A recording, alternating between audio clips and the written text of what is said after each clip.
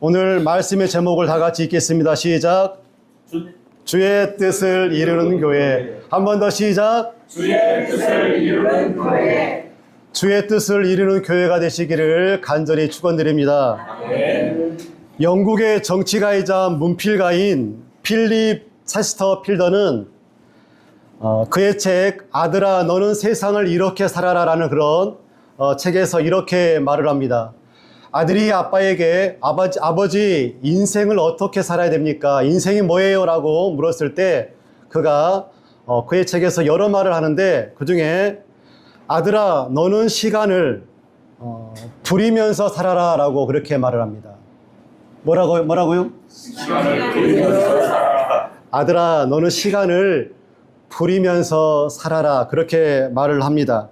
시간에 끌려다니면서 허둥대지 말고 시간을 잘 관리하고 시간을 다스리며 목적 있게 시간을 그렇게 사용하는 것이 옳다, 맞다라고 그렇게 말씀하죠.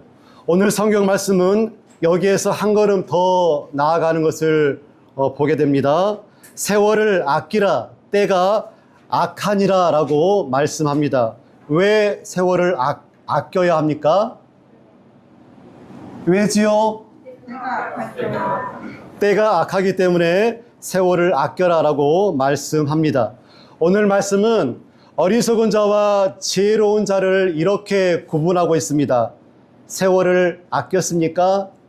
그것이 구분하는 잣대가 되어지는 것을 봅니다. 지혜로운 자는 세월을 아껴 사용하고 어리석은 자는 어떻게 산다고요? 세월을 아끼지 않고 허비한 자가 어리석은 자다라고 말씀하고 있죠. 당신은 참으로 어리석은 자군요. 그 귀하고 아름다운 시간들을 허송세월로 버렸으니 말입니다.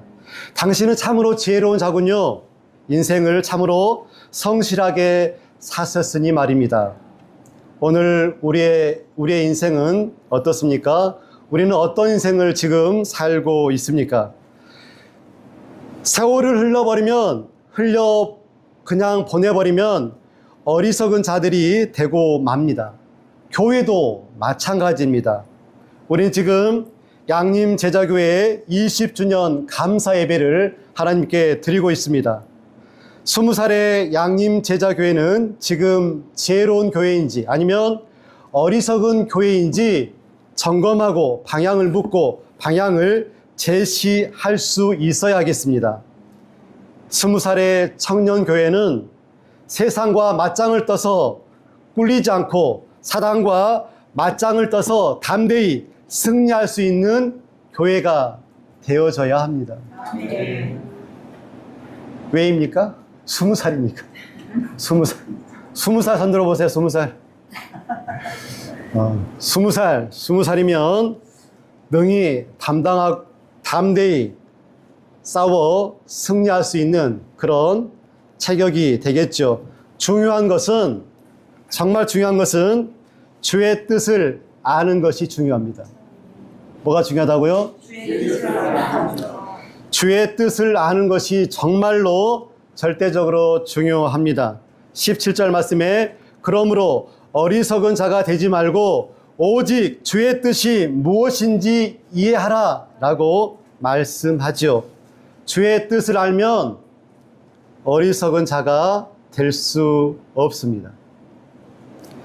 이해하다라는 이런 단어는 깨달아라, 분별하라, 통찰하라는 명령어입니다. 우리가 일전에 함께 나눴던 엘리사와 사르밧 과부 말씀을 함께 묵상했죠. 사르밧 과부가 마지막 식사를 엘리야에게 대접합니다. 그 과부가 드렸던 그 작지만 생명 같은 그 식사 한 끼를 우리가 함께 묵상하면서 우리가 하나님께 드릴 그 작은 식사 한 끼가 무엇일까 한번 생각해 보라고 제가 말씀을 드렸죠. 희귀 질환을 앓고 있는 아이들을 위해서 2만 원, 그리고 우물을 파는 단체에게 2만 원을 매달 제가 보내고 있습니다. 그런데 저의 삶이 팍팍해지니까 들은 생각이 뭐냐면 이 정도 했으면 됐겠지 라고 생각이 드는 거예요. 그래서 그것을 끊자라는 그런 생각이 들었습니다.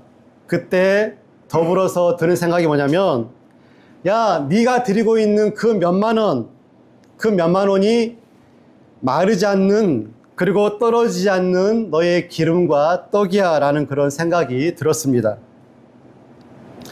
우리가 주의 말씀을 피상적으로 그리고 건성으로 듣고 보면 주의 말씀을 깨닫고 분별하고 통찰할 수가 없습니다. 그러지 못하면 우리는 어리석은 성도 그리고 어리석은 교회를 면할 수가 없습니다. 이 시대의 교회와 기독교인들을 한번 보십시오. 기독교가 우파화되고 있습니다. 많은 사람들이 걱정하는 그런 부분입니다. 우파가 된다는 말은 뭐냐면 복음보다는 이념과 진영을 앞세워 가는 것이 바로 우파화되는 것입니다.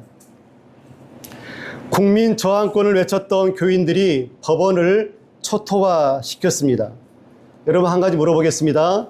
기독교인들이 정치에 참여를 해야 됩니까? 하지 말아야 됩니까? 정치해야 돼요, 말아야 돼요? 교인들이.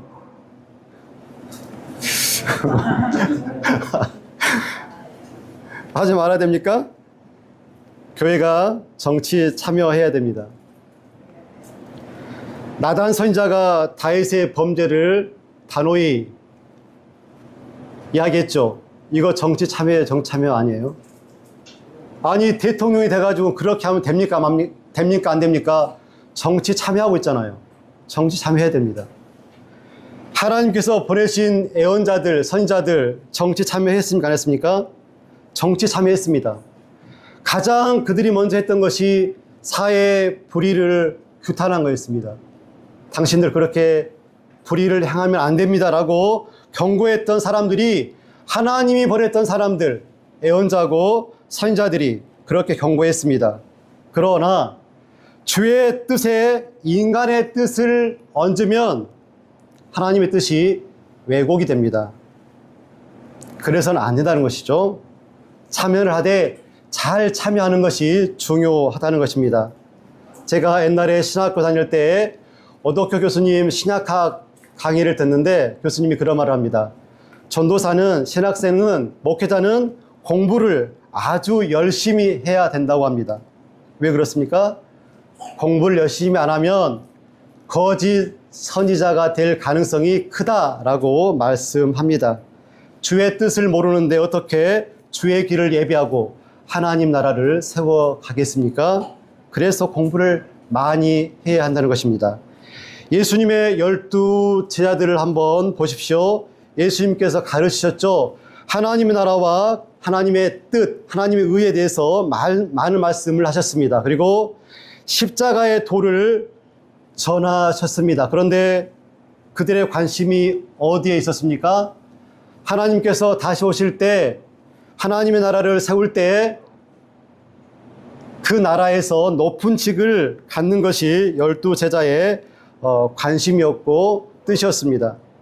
주의 뜻을 알지 못하면 바울이 아닌 사울의 삶을 살 수밖에 없습니다. 낭패죠.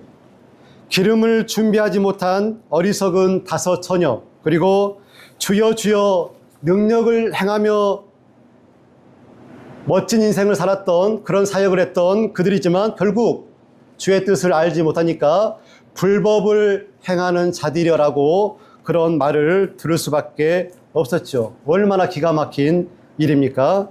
여러분, 주의 뜻이 무엇입니까? 여러분들은 여러분의 자녀들에게 어떤 뜻을 품고 있습니까? 어떤 뜻? 내 자녀들은 이렇게 살았으면 좋겠다라고 뜻을 품고 있습니까? 여러분이 여러분의 자녀들에게 품는 그 뜻이 단순히 잘 먹고 잘 사고 의식주 걱정하지 않고 자녀들이 그렇게 살아가는 것이 여러분이 자녀들 향한 뜻입니까? 그것일 수 있죠. 그런데 저는 아빠로서 아이들이 그렇게 살기만은 원하지 않습니다. 더 의미 있는 일을 이 땅에서 행하며 살기를 원합니다. 공부 잘해서 의사가 되어서 국경 없는 의사처럼 힘들고 어려운 이들, 그 약 하나 받지 못하고 시술 하나 받지 못해서 눈이 멀고 고통당하고 있는 그 자리에서 그들과 함께 살았으면 좋겠다.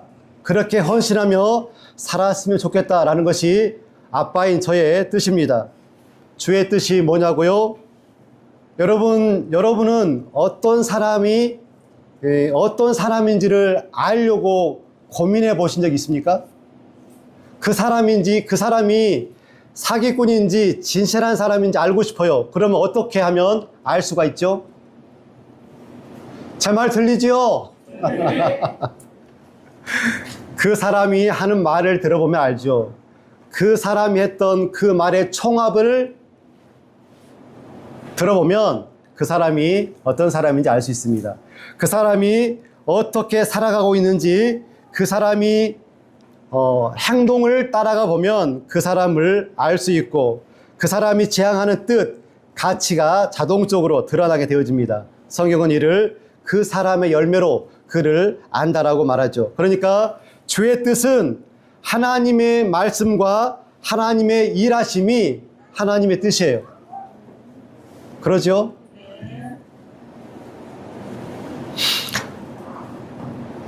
그래서 구약과 신약이 하나님의 뜻입니다. 구약에는 주로 하나님께서 거룩과 정의와 국률에 대해서 많은 말씀을 하셨습니다. 신약에서는 예수 그리스도의 십자가와 하나님의 나라를 우리에게 많이 말씀해 주셨습니다. 그러므로 주의 뜻을 안다는 것 중요하지 않습니까? 주의 뜻을 안다는 것은 말씀 안에서, 어디 안에서?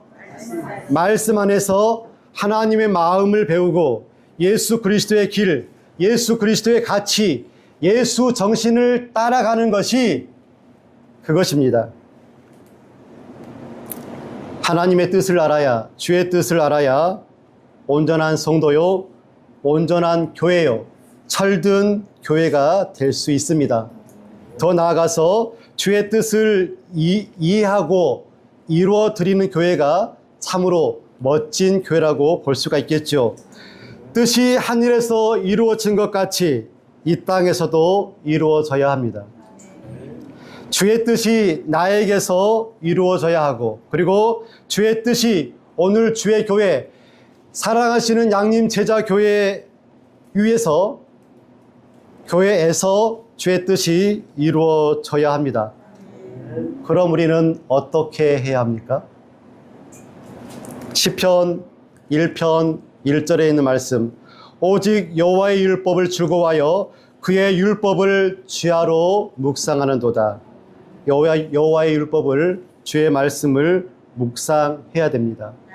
묵상하고 되새김질, 끊임없이 되새김질 해야지만이 주의 뜻을 이해할 수 있습니다. 이해하다라는 말이 어떤 말이라고요?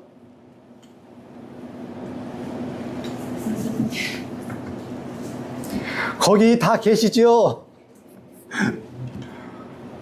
깨닫다, 통찰하다, 또 뭐죠?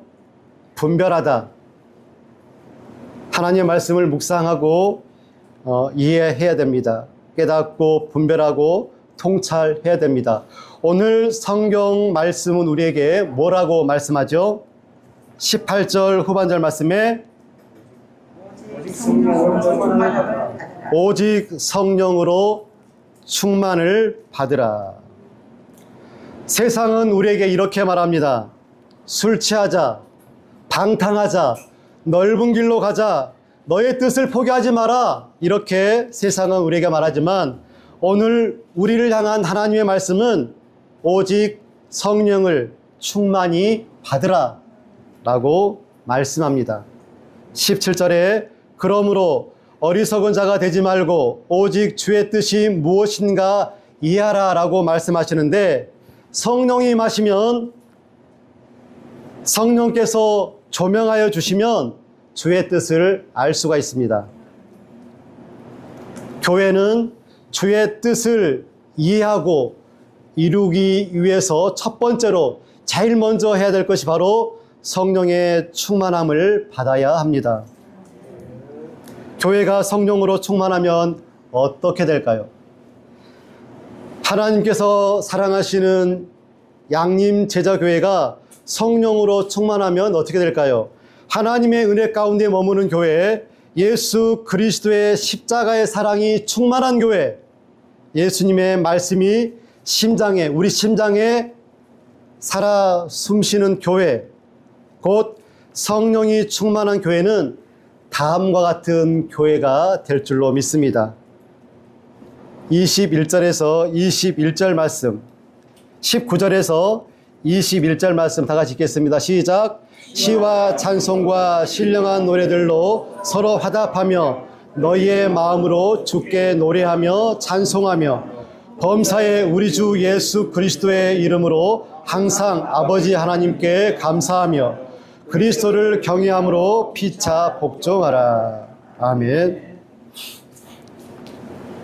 성령이 충만한 성도가 부르는 시편의 노래와 찬송과 신령한 노래는 그 노래를 듣는 이로 말미암아 똑같은 노래를 부르게 하고 똑같은 성격의 노래로 서로 화답하게 합니다. 성령의 사람은 온 마음으로 전심으로 하나님을 노래하며 찬양합니다. 오늘 이 말씀을 함께 묵상하고 생각한 우리들의 찬양이 다음 주에 예배 드릴 때, 그러니까 넋놓고 찬양하지 말고 온 마음과 온 정성으로 성령과 함께 노래하며 찬양했으면 좋겠습니다. 범사에 감사하며 기도합니다. 그리고 무엇보다도 그리스도를 경외하게 됩니다. 우리가 어떻게 하면 오직 성령으로 충만하면 이런 교회를 이룰 것이다 라고 우리에게 말씀하고 있습니다. 주를 경외하는 그 믿음 그대로 섬기며 복종하며 성도들 아래에 서게 될 것이다 라고 말씀합니다. 이런 교회라고 한다면, 이렇게 오직 성령으로 충만하고 이런 19절에서 21절의 교회를 이루며 살아가는 교회라고 한다면 주의 뜻을 이루어 드리기에 충분한 그런 교회가 되지 않겠습니까? 양림 제자교회가 이런 교회가 되기를 간절히 축원드립니다. 아멘.